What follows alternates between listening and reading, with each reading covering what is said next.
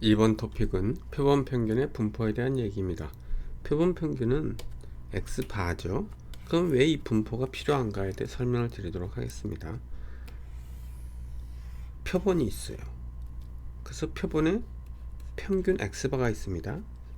우리의 목표는 이 X바가 무슨 분포를 합니까? 라는 질문을 하고 싶은 거예요.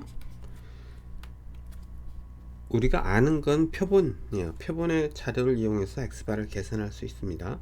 근데 우리가 진짜 알고 싶은 것은 표본 평균이 아니고 모집단의 평균과 모집단의 분산 등등입니다. 모집단의 평균과 분산을 알면 우리는 모집단이 어떻게 생겼는지를 알 수 있습니다. 근데 우리가 아는 건 표본이잖아요. 표본이 어떻게 생겼는지는 알아요.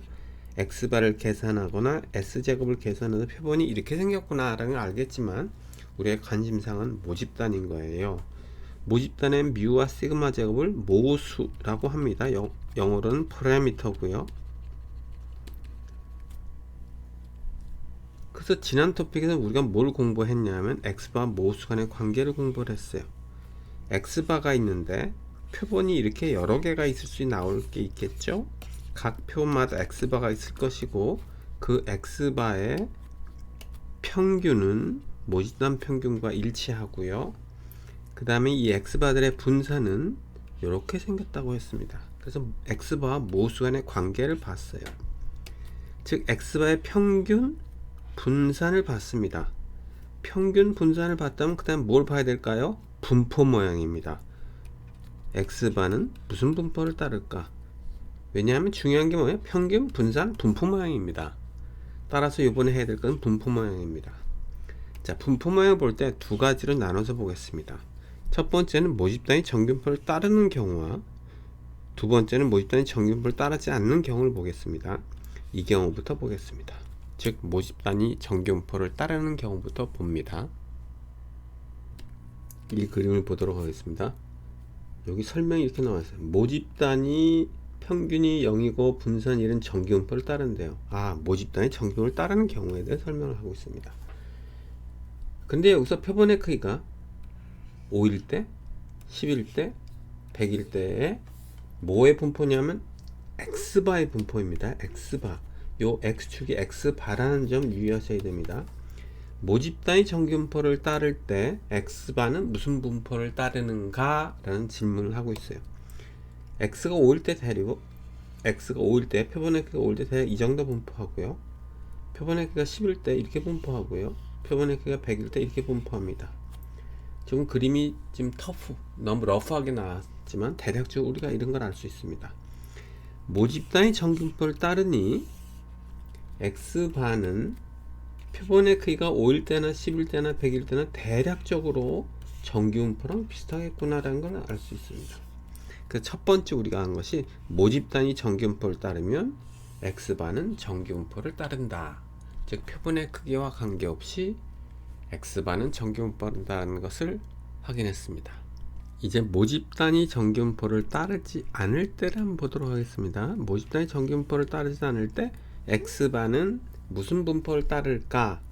라는 질문에 두 경우로 나눠 답해 보겠습니다. 동그라미 1번 표본 크기가 일정하나 모집단 크기가 다를 때, 동그라미 2번 모집단 크기가 일정하나 표본 크기가 다를 때, 즉 스몰 n 표본 크기와 라지 n 모집단 크기가 다를 때, 같을 때 X바는 무슨 분포를 따릅니까? 라고 질문하고 싶은 거예요.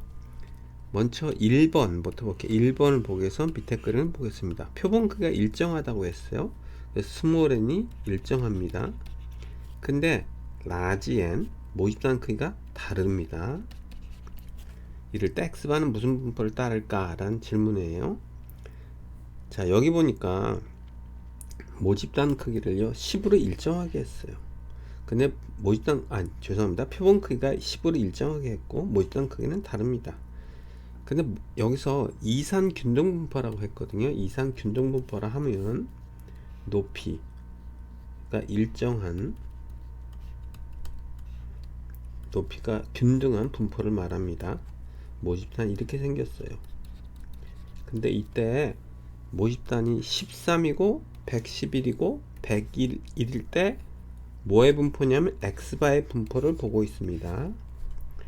근데 x가 13이고 n이 13이고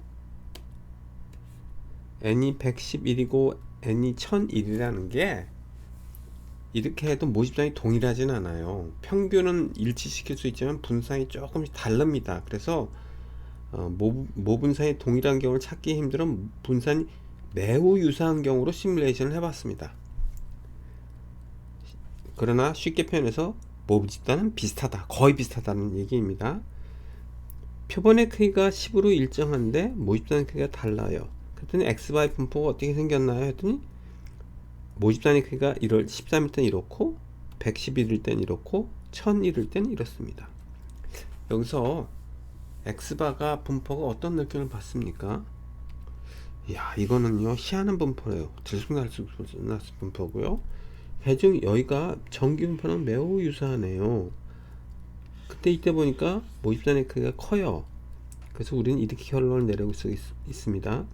모집단의 크기 대문자 n이 크면 x바는 정기 분포와 유사하겠구나 라는 것을 알 수 있고, 모집단의 크기 라지 n이 작으면 x바는 정기 분포를 따르지 않는다는 걸 여기서 확인할 수가 있습니다. 이번에는 동그라미 2번 모집단 크기가 일정하나 표본 크기가 다를 때를 보도록 하겠습니다.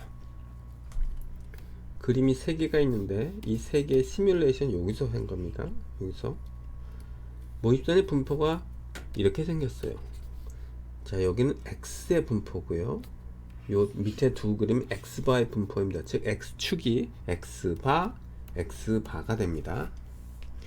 모집단의 분포가 무슨 분포를 따르나요? 희한한 분포를 따르죠. 이건 이 사이트에서 제가 임의로 넣은 분포입니다. 뭐 마철로 같기도 하고 뭐 희한한 분포예요. 어떤 정형화된 분포가 아닙니다.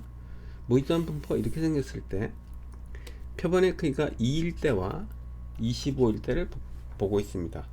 표본의 크기가 2일 때는요 x바가 무슨 분포를 합니까?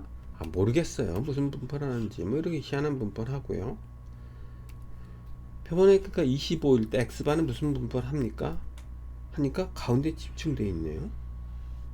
그래서 뭘 알 수 있냐면 표본의 크기가 2에서 25로 가니 분포는 희한한 분포에서 이런 분포, 정기 분포 비슷한 스타일로 간다는 걸 확인할 수 있습니다.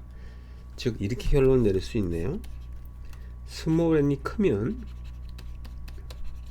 즉 표본의 크기가 크면요 x바는 정기 분포와 유사해진다는 사실을 알 수 있어요. 그래서 우리가 크게 두 가지 사실을 파악했습니다. 모집단의 크기가 크면 그리고 표본의 크기가 크면 x바는 정기 분포에 가까워질 것 같다는 것을 확인할 수 있습니다. 언제 모집단이 정기 분포를 따르지 않더라도 모집단이 크고 표본의 크기가 크다면 x바는 정기 분포에 유사할 것 같다라는 것을 확인했습니다. 지금까지 보여준 시뮬레이션은요 중심 극한 정리의 초석이 됩니다.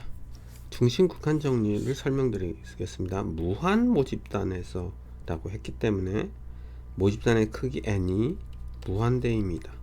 표본이 커지면, 즉 n이 커지면 x바는 정기분포에 수렴한대요. 지금까지 한 얘기랑 동일하죠? 뭐라고 말했냐면 모집단의 크기가 크고 표본의 크기가 크면 x바는 정기분포랑 비슷하다고 했어요. 물론 모집단이 정기분포를 따르면요 표본의 크기에 관계없이 x바는 정기분포를 따릅니다. 단 모집단이 정기분포를 따르지 않는 경우에 보니 언제 x바가 정기분포를 따르냐 하면 모집단의 크기가 크고 표본의 크기가 크면 x바는 정기분포에 따릅니다. 자, 이렇게 얘기를 했지만 도대체 표본이 어느 정도 크면일까요? 그 다음에 모집단은 어느 정도 크면일까요? 자, 모집단에 대해서는 보통 언급이 없습니다. 왜 그러냐 하면 모집단에는 큰 경우가 많이 있습니다. 예를 들면 우리나라 고등학교 졸업자 그럼 수십만 명 되잖아요. 그럼 충분히 큰 모집단이 됩니다. 그 모집단에 대해서는요 얼마 이상이어야 되는 언급은 없어요. 표본에 대한 언급이 있어요. 표본에 대해서 언급이 있는 이유는 이렇습니다.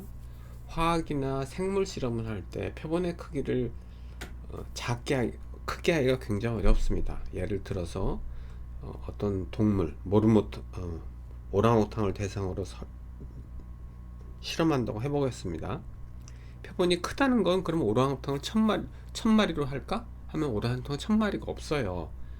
그래서 이제 고민한 끝에 크게 중심크가 정리를 위반하지 않는 범위 내에서 표본의 크기가 미니멈인 게 어느 거냐, 어느 정도 되냐 했을 때 대부분의 통계학자들은 이렇게 얘기를 합니다. 표본의 크기가 30 이상이면 X반은 정기분포로 한다고 간주하기로 하자 합니다. 그래서 결론이 이렇게 나오네요. 모집단위 정기분포를 따르면 무조건 X반은 정기분포를 따르고요. 그렇지 않은 경우에 표본의 크기가 30 이상이면 정기분포를 따르는 것으로 간주합니다. 그럼 이제 다음 궁금한 사항은 30 미만인 경우는 어떨까? 즉 모집단위 정기분포를 따르지 않고 표본 크기가 30 미만인 경우는 어떨 경우일까요? 다음 예를 가지고 보도록 하겠습니다. 왼쪽은 모집단 이산 균등 분포고요. 오른쪽은 모집단이 이렇게 생긴 분포예요. 즉 1, 2, 6 중에 하나가 나오는데 1이 나올 확률은 70%고 2가 나올 확률은 10%, 6이 나올 확률은 20%입니다. 이산균등은 이렇게 생겼고요. 자, 여기서 여기를 가만히 보면 X입니다. 이건 X. 왜냐? X바가 아니고 X란 얘기예요. 이건 모집단의 분포이기 때문에 그렇습니다. 그 다음 밑에 두 그림을 보겠습니다. 모집단 이산균등 분포일 때의 X바의 분포입니다. X바의 분포이고요. 모집단이 이렇게 생긴 분포일 때 뭐의 분포냐 하면 X바의 분포, X바의 분포입니다. 이때 표본의 크기가 2인 경우와 2인 경우, 표본의 크기가 10인 경우예요. 표본의 크기가 2일 때는 어떻습니까? 이산균 분포를 따를 때는 이렇게 분포를 하고, 모집단이 이런 분포를 따는 이렇게 분포하네요. 어떤 정형화된 폼이 없어요. 정형화된 폼이 없어요. 그냥 이땐 이렇고 저땐 저런 거예요. 자, 표본의 크기가 11대를 보겠습니다. 모집단 분포가 이산균 분포를 따를 때는 이렇게 생겼고, X바의 분포가 모집단의 분포가 이렇게 생겼을 때는 X바의 분포가 이렇게 생겼어요. 어떤 정형화된 폼이 있나요? n이 11대? 없습니다. 정형화된 폼이 없네요. 반면에 n이 30 이상일 때는 어때요? X바는 정기분포랑 유사하죠. 즉 정형화된 폼이 있는데 30 미만인 경우에는 정형화된 폼이 없고 모집단의 분포에 따라 달라집니다. 이 얘기는 결국 무슨 얘기냐면 표본이니까 30 미만인 경우는 정형화된 폼이 없기 때문에 우리가 통계 분석이 불가능하다는 뜻입니다. 그때 다르기 때문에 정확한 분포를 몰라서 통계 분석을 할 수 없다는 얘기입니다. 이 토픽의 맨 앞에서 이런 얘기를 했어요. X바와 모수 간의 관계, X바의 평균은 묘와 일치하고 X바의 분산은 이렇다 했는데 이제 하나 더 생겼습니다. 모수와 표본 평균의 관계를 보면 하나가 더 있네요. 앞에서 한 요 두 개 외에 하나가 더 있어요. X바의 분포에 대해서 했습니다. 요약을 하면 이렇습니다. 동그라미 1번 모집단이 정기분포를 따르면 X바가 정기분포를 따른다. 즉 표본의 크기에 아무 상관없이 X바는 정기분포를 따른다는 얘기고요. 동그라미 2번 모집단이 정기분포를 따르지 않으면 모집단의 크기가 즉 대문자인이 크고 표본 크기가 30 이상이면 X바가 정기분포에 근사하다 는 얘기고요. 이거는 중심 극한 정리 때문에 그렇습니다.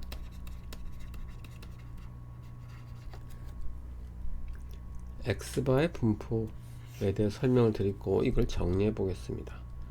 X바가 정기분포를 따르냐 안 따르느냐는 결국 모집단이 정기분포를 따르는가 안 따르는가와 표본의 크기가 30 이상인가 아닌가로 결론 지을 수 있습니다. 그걸 표로 만들어 보겠습니다. 모집단이 정기분포를 따르는 경우와 모집단이 정기분포를 따르지 않는 경우, 이렇게 표시하겠습니다. 그 다음에 뭐죠? 또 하나는 표본의 크기가 30 미만이냐 표본의 크기가 30 이상이냐로 나눌 수 있겠죠.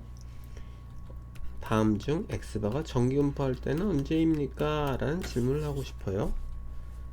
그럼 이러겠습니다. 모집단위 정기분포를 따르면 무조건 x바는 정기분포를 따르죠. 그래서 이렇게 표시할게요. 정기분포를 따릅니다. 즉 표본의 크기와 관계없이 x바는 정기분포를 따릅니다. 그 다음에 모집단위 정기분포를 따르지 않는다면요, 그땐 표본의 크기가 30 이상이어야 됩니다.